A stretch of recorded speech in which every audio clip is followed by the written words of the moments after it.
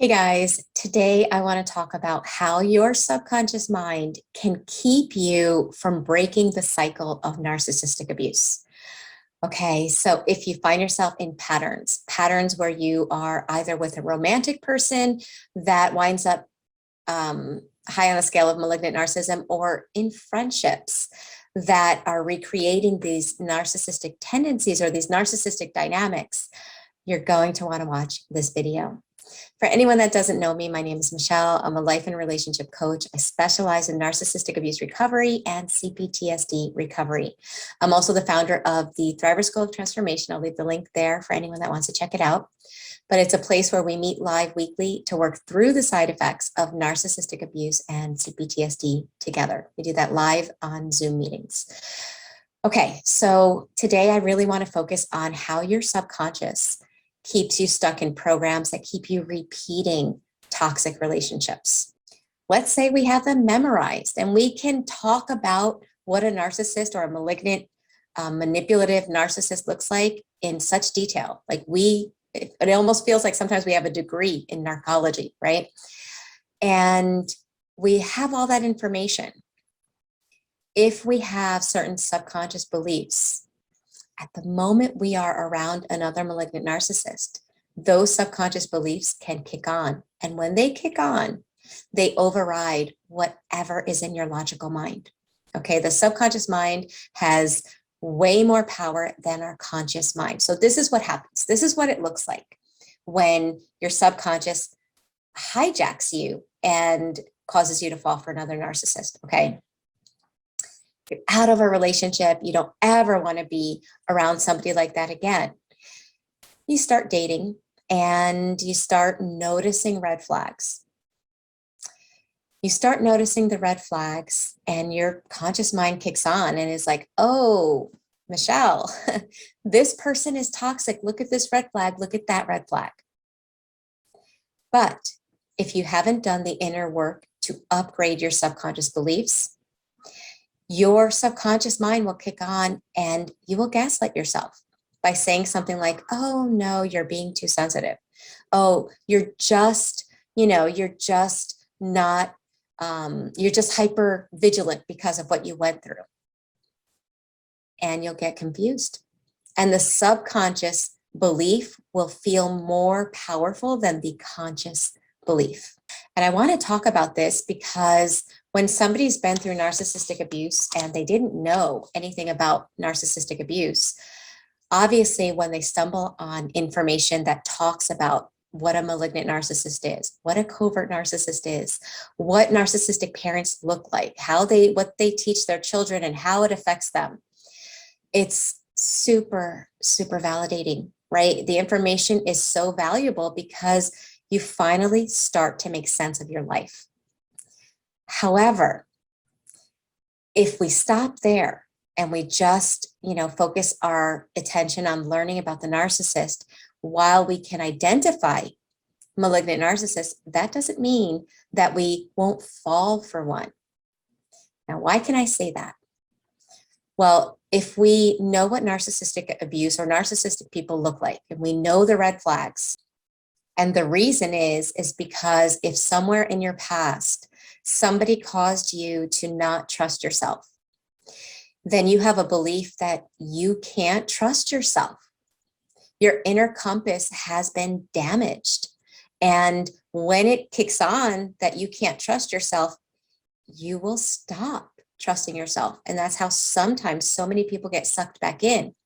They'll look back and be like, man, I saw those red flags. Why didn't I listen to myself?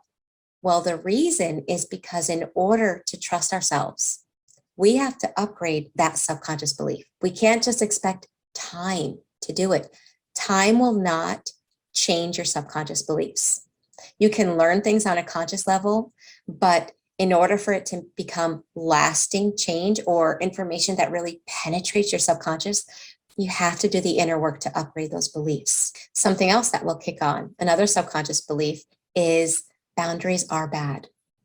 So obviously on a conscious level, you know that's not true. You know that everyone should be allowed to have physical and emotional boundaries, right? It's very easy to understand on a conscious level.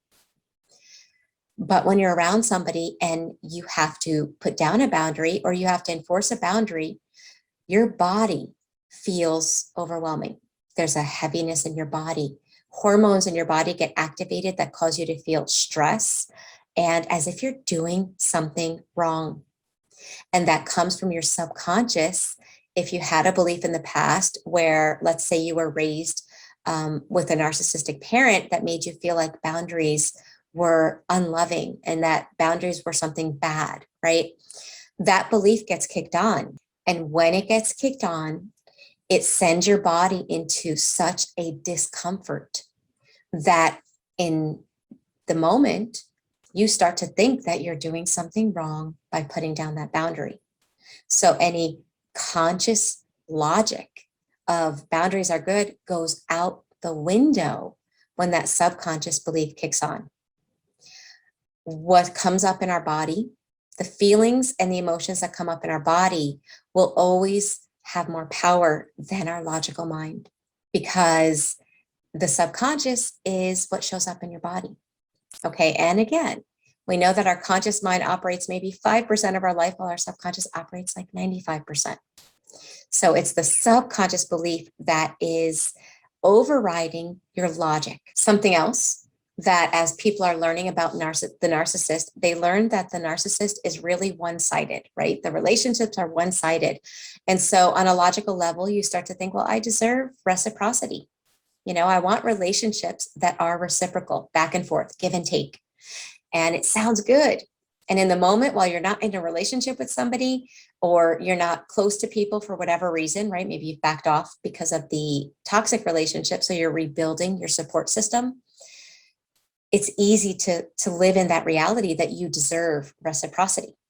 However, once you start making friends with people or going into romantic relationships, at the moment where you notice that things aren't reciprocal, and now you have to actually do something to make sure that they are reciprocal, right? Because it's our job. We teach people how to treat us. So sometimes in order to maintain reciprocity, sometimes we have to be the one to talk about ourselves, right? Where yes, we make it about the other person, but we also share. Or we might have to say no. Or we might have to ask them for something, right? Just like sometimes they ask us for something. At those moments, if there's a belief that has not been reprogrammed or updated, then let's say in the past, you were made to feel like anytime you asked something for you, it was met with something negative, right? Or, you know, when you did actually voice something and show that you mattered to you, if it was always met with something negative, if you were punished or made to feel bad, anytime you expected from the relationship, which happens if you were raised with narcissistic parents, they teach you that it's all about them. Anything about you, you know, is going to be met with displeasure, punishment, or something emotionally painful. Well, that has dented your nervous system. So anytime you now have to do something to ensure reciprocity, your nervous system starts going off like the alarm bells are like blaring really loud, and you have a body response to that. If you haven't done the inner work to upgrade it, it's going to override the logic that you deserve reciprocity. Number 4 is the belief that it's your job to shape shift to make sure everyone else is happy. Okay, so if you were raised in a way that you had to be, you know, you had to change you constantly to try to pacify a narcissistic parent, well, there's a belief that other people's emotions and feelings are your responsibility and that it's your job to do whatever is needed, including sacrifice self, in order to make them happy. Well, again, if you learned about the narcissist and you learned that they regulate themselves through other people and you realize that you just want to have relationships where other people are responsible for their feelings and you're only responsible for your own, That on a logical level, that sounds good and you get it, it makes sense. But if you have not upgraded that subconscious belief, it's going to kick on. And the moment that you are doing or saying something that makes the other person unhappy, that's going to kick on in your body. And it's going to feel so uncomfortable that it's almost like a program gets kicked on in the body, and it's going to cause you to change whatever you were doing that was making them unhappy so that they're happy.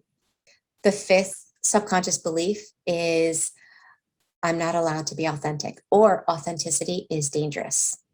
Okay, if you were raised where you were not allowed to be you, and if you had narcissistic parents, you were not allowed to be you. Being authentic meant you were separate from them and they couldn't handle that. And so you're probably punished for it. Well, in order to not fall for somebody that's toxic, you have to be able to be authentic, and you have to be able to stay you, because a narcissistic person is constantly testing people to see if they can cause them to be or act or feel outside of the boundaries of who they really are. So if you haven't updated that belief, what will happen is at those moments where you have to be authentic and explain something or be you or stay in your reality, it will be too hard, because again, once those subconscious beliefs kick on, they cause your body to feel things that are extremely, extremely powerful in the body, and that can override the conscious mind. And the last subconscious belief that gets kicked on, that can cause you to wind up getting sucked into a relationship with a narcissist, is this thought that I need someone outside of myself to heal me in order to feel good. Now, this is a subconscious belief that gets kicked on because in childhood, you did need somebody outside of yourself. You should have had somebody outside of yourself that helped you with your wounds. And sorry about the lighting changes. Obviously, the sun is going in and out of the clouds from my patio outside, and it's causing some freaky lighting issues. But anyway, going back to that last one, in childhood, you should have had somebody that helped you to heal your emotional wounds. Every child needs that. No child has the emotional maturity to work through their own emotions, right? They need somebody outside of self. If you didn't get that, then there might still be a belief that you need someone outside of you so that you can feel confident and enough and grounded. And if that subconscious belief is there, narcissists know, they test it. And if you take the bait, then they will pretend to heal that wound to lure you in. And you'll fall for it because the subconscious belief will kick on. And I'm hoping you realize with each one of these points, the reality is that our subconscious has more power than our conscious mind. So my whole point of this video, my whole point is to encourage you. Yes, you're learning about the narcissist. Yes, you are learning about the red flags. You need to know that information, but don't stop there. Take it to the next step and learn about you. Learn what subconscious programs are inside of you. Because if you don't know what is outside of our conscious awareness, can have a lot of power. And if we don't understand it, then those programs are going to get kicked on, and we're going to be confused as to how or why we're getting sucked back into the same things. And there's nothing worse than losing years of your life in relationships that were like sucking you of life, right? Emotionally, even physically, and to continue to repeat them. So my advice is to turn the focus inward. It's not as comfortable. It is more comfortable to look at the narcissist and look outside of self, right? Because that causes us to feel frustrated and anger. But being frustrated and angry are emotions that feel more empowering than looking within and seeing the vulnerable emotions like pain, self-abandonment, fear, anxiety. Those emotions are uncomfortable to look at. But if you're willing to look within and you're willing to upgrade your subconscious beliefs, that's the right way to overcome narcissistic abuse and to never fall for one again. If you struggle doing this, I'll leave the link here to the Thriver School of Transformation, where we meet live weekly, and that's what we do. We work through those side effects together. So, for example, last month we talked about deconstructing the self-image of the narcissist. We're in a new month, in the month of October. We're going to talk about how to overcome the social anxiety that often comes as a result of narcissistic abuse. So you don't have to do it alone. Feel free to join us. The link will take you to a 7-day free trial period where you can taste what it's like to be in the school. And then if you choose to stay with us, then the cost of the school is $79 a month. And there's probably between 10 and 12 live meetings that you can choose from. So if you're ready to look within and do the inner work, come join us.